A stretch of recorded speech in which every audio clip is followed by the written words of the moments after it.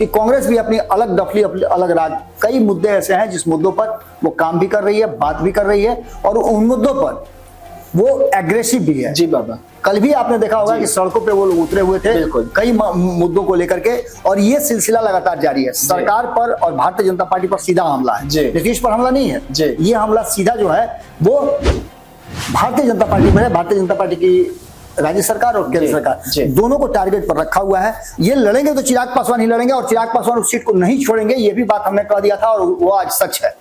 आगे ये भी बात आप याद रखिएगा कि 243 सीटों पर उन्होंने कहा जरूर है और लड़ेंगे भी, ये भी आपको नजर आएगा। एनडीए गठबंधन के अगर हार्ट कोई है तो वो है चिराग पासवान, इससे आप इनकार नहीं कर सकते हैं। और ये बात नीतीश कुमार भी अच्छी तरह जानते हैं, भारतीय जनता पार्टी भी जानती है और बाकी के दल भी जानते हैं कि भले ही कांग्रेस अपने आप को बिहार में राजद के चंगुल से बाहर निकालना चाहती है, लेकिन अब तक जो किया है उसके बाद जो कर रही है वो ड्रामा जैसा ही लग रहा है। क्योंकि अब तक जो भी लालू प्रसाद कहते थे, तेजस्वी यादव कहते थे, हाथ जोड़ करके पीछे हाथ बांध करके, जैसे नीतीश कुमार के सामने भारतीय जनता पार्टी खड़ा रहती है उस तरह से कांग्रेस भी करती थी। और दो राष्ट्रीय पार्टियों का औकात क्या है बिहार में, ये लालू प्रसाद और नीतीश कुमार से सीखिए। बिल्कुल बाबा। नोरमा ग्रुप, जो सोचता है वो करता है, आपके अपने सपनों का आशियाना। नमस्कार, मैं विकास सिंह राजपूत और आप देख रहे हैं भारत लाइव। रातों रात लेकर फिर से एक बार हम हाजिर हुए हैं और आज रातों रात में बिहार में किस तरीके से तैयारी चुनाव की जो चल रही है वो समीकरण बदलने जा रहा है। और वो इसलिए बदल रहा है क्योंकि अब नेताओं ने अपनी अपनी गियर बदल ली है और इस वक्त घड़ी में सुबह के 7 बज रहे होंगे तो आप चाय या कॉफी पी रहे होंगे, टीवी देख रहे होंगे, तो आप भारत लाइव पे चले आइए और यहाँ पे जो खबरें हम आपको बताएंगे वो खबर असरदार भी होगा और पूरी सटीक बिहार की राजनीति जो है आपको देखने को मिल जाएगी। तो चलिए खबरों की शुरुआत करते हैं और खबरों की शुरुआत में पहली खबर हमारे साथ बाबा है। बाबा, कल एक बड़ी बैठक जो है महागठबंधन की देखने को मिली थी। इस बैठक में तेजस्वी यादव ने अपना तेवर जो है वो बदल लिया है। आपको याद होगा विकास कि इन बैठकों के सिलसिला के शुरू होने के साथ ही मैंने कुछ कहा था। मैंने कहा था कि ये यूं ही चलता रहेगा कारवां, लेकिन कुछ भी फाइनल नहीं होगा। कल भी कुछ फैसला नहीं हुआ।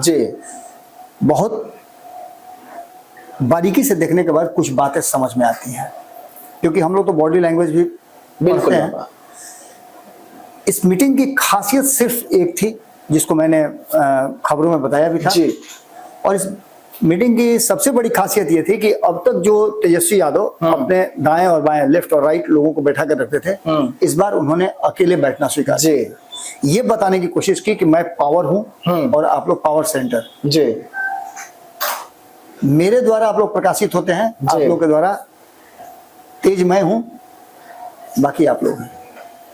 ये बात कहीं ना कहीं इस बात की तरफ इशारा करती है कि भारतीय जनता पार्टी को अगर सामने से टक्कर देना है तो उसके लिए महागठबंधन में सबसे मजबूती के साथ रहना राष्ट्रीय जनता दल के लिए जरूरी है। और कांग्रेस जिस तरह से ड्रामा कर रही है, नौटंकी कर रही है, अब ये ड्रामा नौटंकी हम इसलिए कर रहे हैं कि भले ही कांग्रेस अपने आप को बिहार में राजद के चंगुल से बाहर निकालना चाहती है, लेकिन अब तक जो किया है उसके बाद जो कर रही है वो ड्रामा जैसा ही लग रहा है।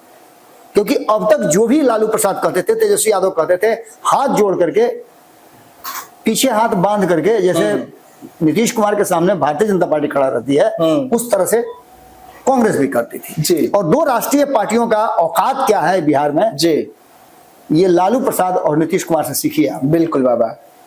अब ऐसी स्थिति में तेजस्वी यादव ने लालू स्टाइल की राजनीति की। एक दिन पहले उसके, आपको याद होगा कि लालू प्रसाद का जन्मदिन भी था। आपने देखा होगा लालू प्रसाद सामने पैर फैला करके बैठे हुए थे, पुराने अंदाज में। और लोग आकर के जब उनको गुलदस्ता दे रहे थे, बधाई दे रहे थे, तो रिएक्शन उनका आप देखे हैं? नहीं, कोई रिएक्शन नहीं था, एकदम स्टिल थे। लालू प्रसाद की स्टाइल है ये। इससे भी लालू प्रसाद कुछ बताना चाहते हैं, इससे भी एक संदेश उन्होंने दिया है कि अब मैं बिल्कुल शांत हो गया हूं, चुप हो गया हूं, मेरी नहीं चलती है मेरे पार्टी में। पावर सेंटर चला गया है तेजस्वी के पास। और ये बात तेजस्वी यादव ने चौथे मीटिंग में बता दिया कि आप जितना भी फुटुर फुटुर कर लीजिए, फैक्ट तो यही है कि नेता मैं ही हूं, मेरे ही भरोसे आप लोगों को आगे बढ़ना है। और ये बात उन्होंने क्लियर कर दी।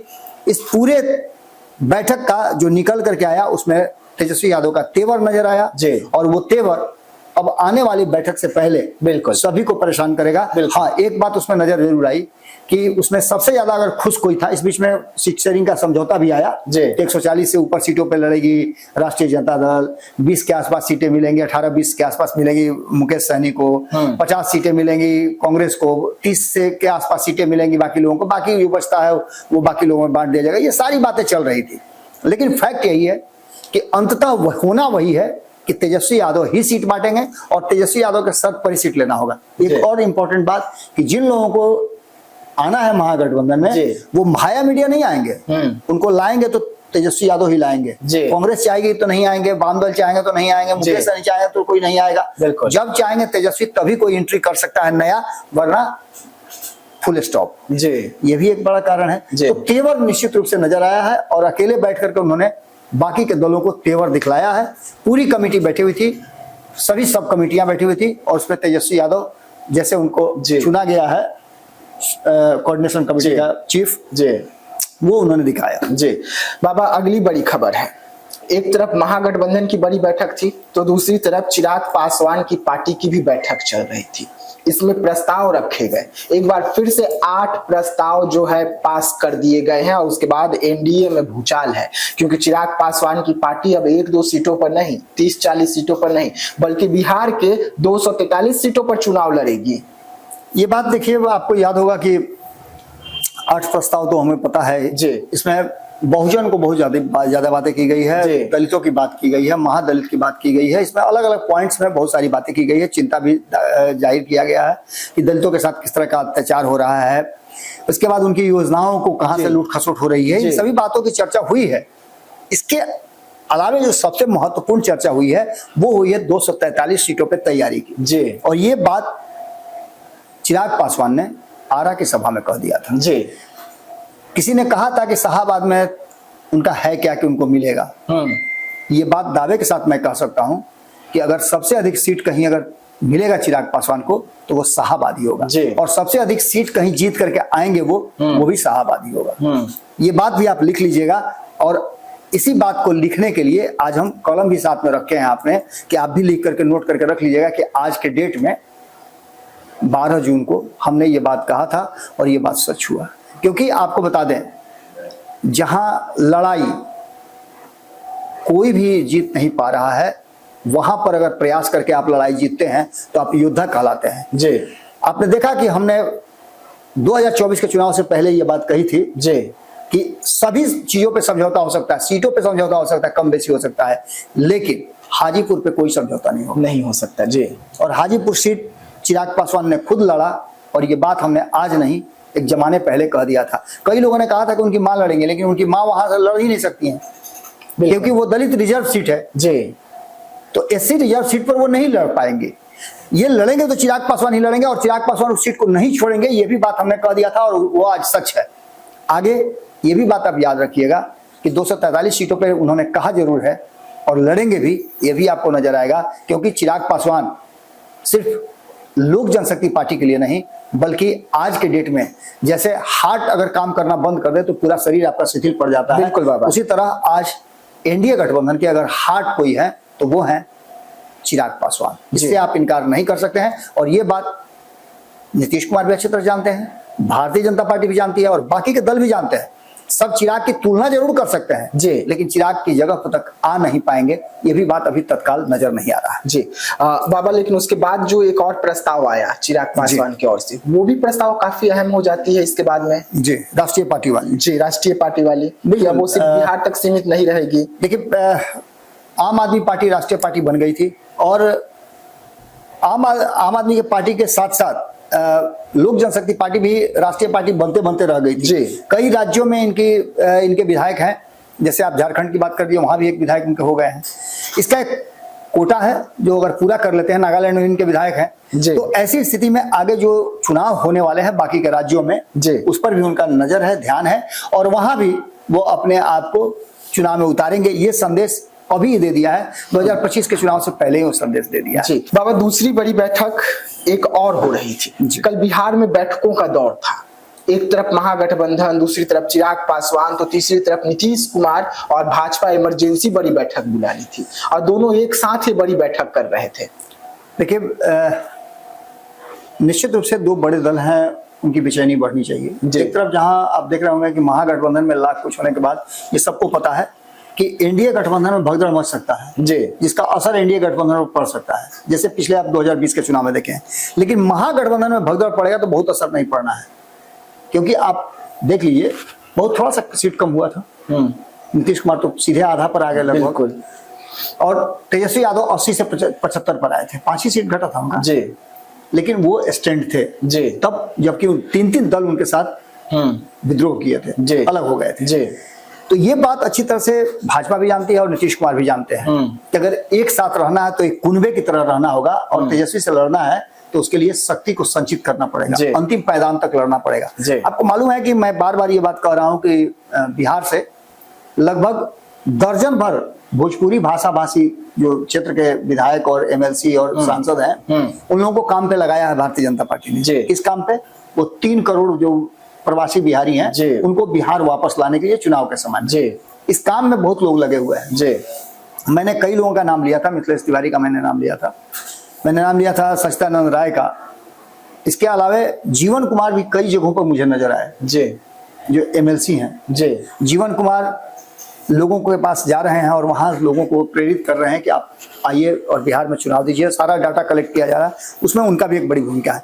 अब बात करते हैं हम नीतीश कुमार और भाजपा के मीटिंग की। तो देखिए, नीतीश कुमार और भाजपा की बेचैनी इसलिए भी बढ़ी हुई है कि एक तरफ चिराग पासवान जो बार बार अपनी मीटिंग्स करके अपना शक्ति जो है और अपना उपयोगिता सिद्ध कर रहे हैं, इसमें कहीं ना कहीं भारतीय जनता पार्टी और नीतीश कुमार पिछड़ रहे हैं। दोनों को लगता है कि हम बड़े दल हैं तो हमको दिखाना क्या है, हम तो अस्वाभाविक रूप से बड़े दल। लेकिन चिंताएं तो होंगी, चुनाव में आपको वोट चाहिए, सीट चाहिए, और इसके लिए आपको अंतिम पायदान तक जाना पड़ेगा। दोनों मिलकर के कैसे आगे बढ़ा जाए इस रणनीति पर काम कर रहे हैं, और इसी को लेकर के पंचायती स्तर पर तीनों पंचायती सदस्यीय जो पंचायत होता है उस स्तर पर जाकर के अंतिम पायदान पर पंचायत के सदस्यों से लेकर के पंचों तक, मुखिया से लेकर के सरपंच तक सभी लोगों को बुला करके, सभी लोगों से बात करके और एक स्ट्रेटजी बनाना चाहते हैं कि जो योजनाएं हैं केंद्र की हो या राज्य की हो, दोनों योजनाएं आम जनता तक पहुंचे, और पंचायती राज के जो भी जुड़े हुए मानित सदस्य हैं,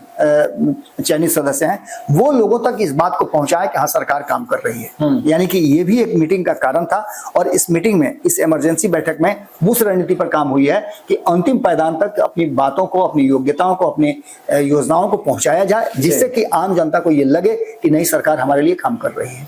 बाबा, अगली भी बड़ी खबर है। अब कांग्रेस जो है बिहार में बखेरा खड़ा करने की तैयारी कर दी है। ड्रामा की शुरुआत हो गई है और वो ड्रामा अब दिख भी रहा है बिहार की राजनीति में।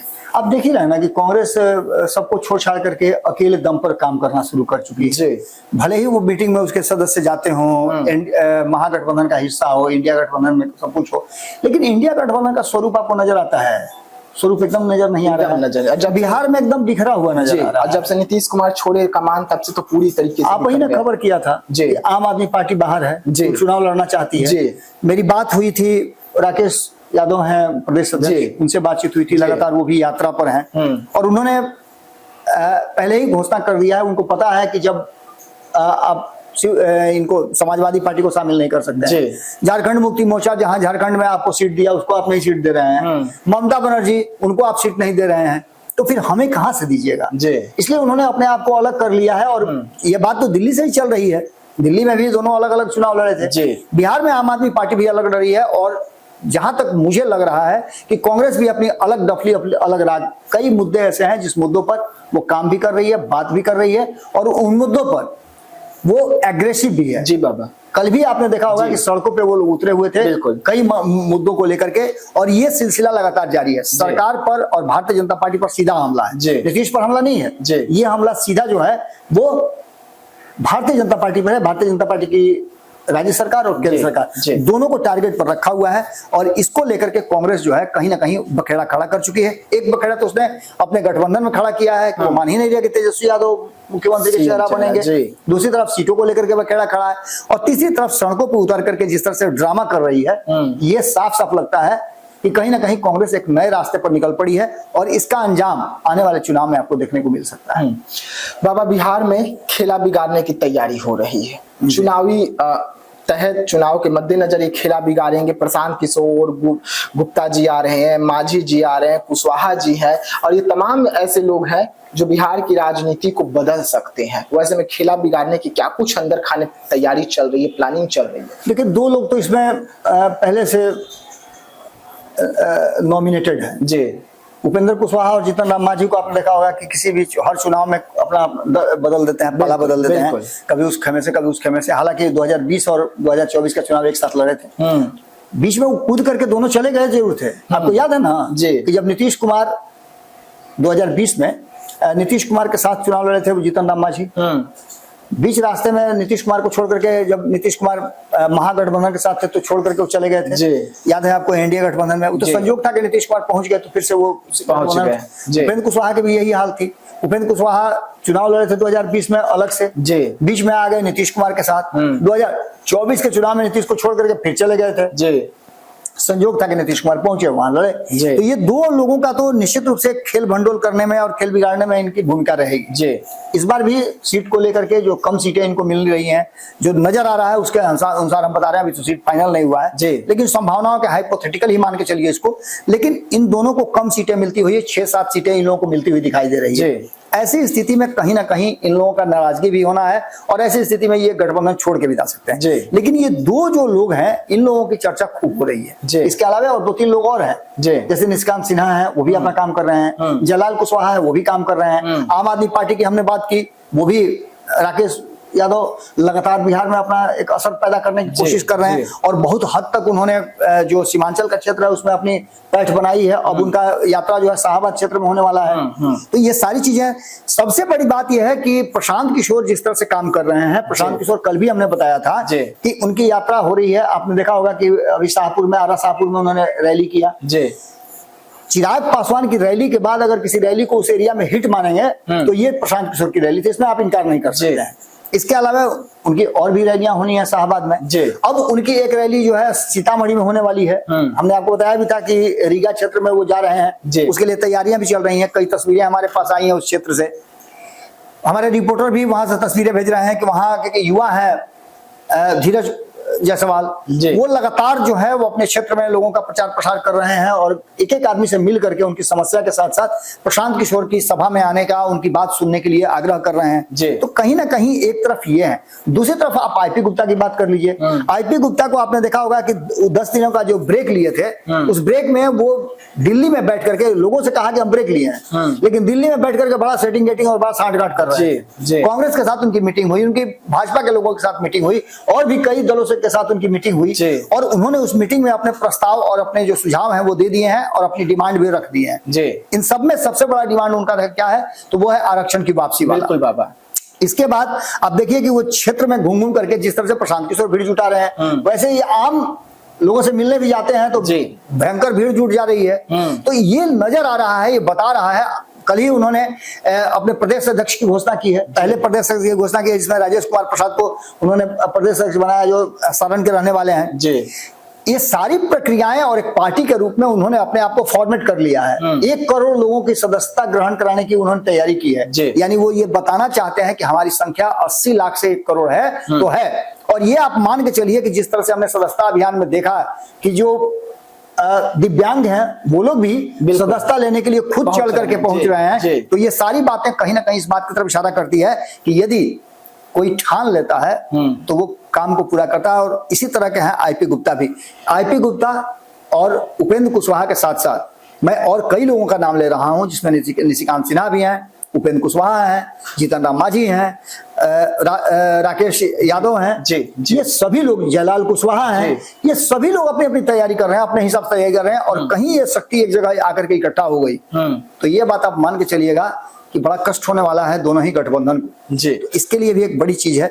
इसके साथ साथ और भी कोई सवाल आपके पास है? जी बोनस खबर की ओर बढ़ते हैं बाबा।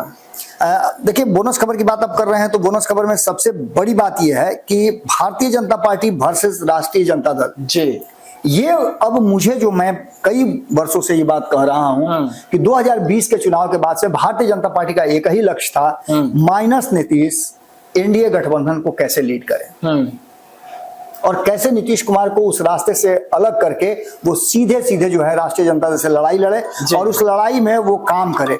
इन सारी बातों को लेकर के जो परिस्थितियां बनी हैं वो साफ साफ इशारा कर रही है कि कहीं ना कहीं कुछ अलग होने वाला है और इस कुछ अलग की तैयारी भी शुरू हो चुकी है। सीधी तौर पे आपने देखा होगा कि एक तरफ तेजस्वी यादव जो राजा महाराजा की तरफ कुर्सी पकड़ करके बैठे हैं, जो चौथी उनकी बैठक हुई है, उस बैठक में उन्होंने ये बता दिया है कि वही करता धरता है और महागठबंधन उन्हीं से है। तो दूसरी तरफ भारतीय जनता पार्टी भी दिल्ली से लेकर पटना में बैठक कर रही है और उस बैठक में उसने बता दिया कि वही जो करेगी वो करेगी, नीतीश कुमार इस बार बैकफुट पे रहेंगे। ऐसी स्थिति में ये अब लड़ाई जो सीधे सीधे नजर आ रही है कि मंडल बनाम कमंडल की लड़ाई जो शांत हो गई थी, एक बार फिर से उस लड़ाई की तरफ मूवमेंट बढ़ा है और इस मूवमेंट के बढ़ने के साथ साथ ये बातें साफ साफ नजर आ रही है कि असल में जो गेम है अब शुरू हुआ है। भारतीय जनता पार्टी सीधे सीधे राष्ट्रीय जनता दल से लड़ करके और बिहार पर कब्जा करना चाहती है, नीतीश कुमार को साइड करके। आप देखा होगा परिवार में कभी कभी कोई जो भाई जो है कमजोर थोड़ा रहता है तो उसको दबा करके उसका हिस्सा दोनों मिलकर के कनखिया करके ले लेता है। तो नीतीश कुमार थोड़े से कमजोर जरूर हुए हैं, चाहे वो जिस कारण से हो। हालांकि नीतीश कुमार को कमजोर कहना भी शायद गलत ही होगा, क्योंकि नीतीश कुमार कब बाउंस बैक कर जाए ये कहना बड़ा मुश्किल होगा। ऐसी स्थिति में एक बात तो साफ नजर आ रही है कि ये लड़ाई जो इस बार दिखाई दे रही है वो आरजेडी वर्सेस बीजेपी सीधे सीधे नजर आ रही है। इसमें महागठबंधन और एनडीए की बात को आप साइड कर दीजिए, ये लड़ाई अब सीधे तौर पे भाजपा वर्सेस राजद होने वाली है और इस लड़ाई में जो जो साथ देगा वो आगे जो है सत्ता में या विपक्ष में साथ में रहेगा। चलिए, तो रातों रात देख रहे थे आप जहां पर बिहार की राजनीति बदलने की मोड़ पर आ गई है और बिहार की राजनीति एक बार फिर से पुराने राजनीति की ओर जा रही है और चुनाव के बीच में अब मंडल और कमंडल वाली जो राजनीति है उसकी शुरुआत फिर से बिहार में हो रही है। जहां विकास की बात होनी चाहिए थी वहां मंडल और कमंडल पर अब बिहार की राजनीति आकर टिकने वाली है और इसी मुद्दे पर चुनाव भी होगी। तो ऐसे तमाम खबरों के लिए रहिएगा भारत लाइव के साथ, दीजिएगा इजाजत, धन्यवाद। और वह बिहार के राजनीति और बिहारियत से सरोकार रखेनी तो सब्सक्राइब बटन दबा के चैनल के सब्सक्राइब कर ली। ओजे एगो घंटी बा, ओकरा बटन दबा देला से कुल सटीक और मारक खबर रुआ मुफ्त में मिल जाई। अगर रुआ पत्रकारिता के हमनी के नया प्रयोग में सहयोग कर चाहतानी तो ज्वाइन बटन दबा दी। पेटीएम नंबर नोट कर ली 9386816700। धन्यवाद।